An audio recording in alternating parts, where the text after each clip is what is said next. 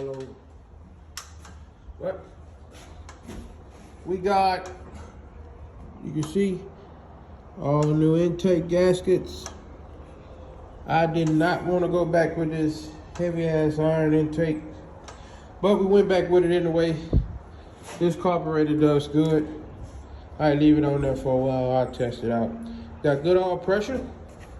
We got, yeah, that's the oil pressure thing, but we got a new style oil pan gasket. Right up in here, we got new rear main seal that is not leaking, that I've been paying attention to. And we still got the same old spark plugs we brought with it. Same old plugs. Here go the old radiator that's full of water. So it got a little water in the block and up here. So I put a hole in the thermostat so the water can flow right into the motor. What else? I should have kept this off. I put a socket in there, but I didn't think the socket had a hole in it. Forgot about that. But it relieves a little pressure off of that, so that's pretty good. So we let it run for about a minute and a half or two at a time. We still got it on the stand right here. We got it on the engine hoist as well. That's on the stand because I didn't want these bolts to break off.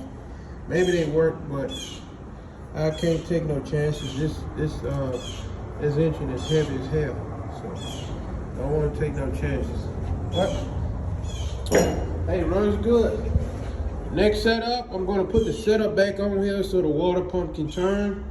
This radiator, it holds water, but it does leak, so I don't know if this would be the good one to try on it, but I might buy one or just take one out of my dad old truck. So we're going to put the setup back on here with the alternator. Put this pulley back on here, hook the belt up here, so the alternator can still charge that battery. And on top of that, we're going to have a radiator here with a fan on the front, an electric fan. And we're going to see how that works. And I want the engine to run, the engine in my truck now, hot weather, it runs around 200 to 210 at 98 degrees outside. Right now, it's probably about, I'll say, it might be about 90 degrees, maybe. Not sure, but it's probably about 88 right now. So, but this engine should run around at least 195. And I want it to hold at 195, and I'll put a nice fan up front to blow the heat out of the radiator. I want to test all this for a couple weeks before I put it in my truck, because I do not want to do all that work for nothing. So, but there you go. Here it is. This is like a couple minutes setup, and it works. I let it run a little bit at a time, probably a minute and a half every 45 minutes or every hour, something like that. And still got good oil pressure, everything's good. So thank y'all for watching. And that broken bolt, we got that taken care of. It came out pretty easy. So I panicked for nothing, basically.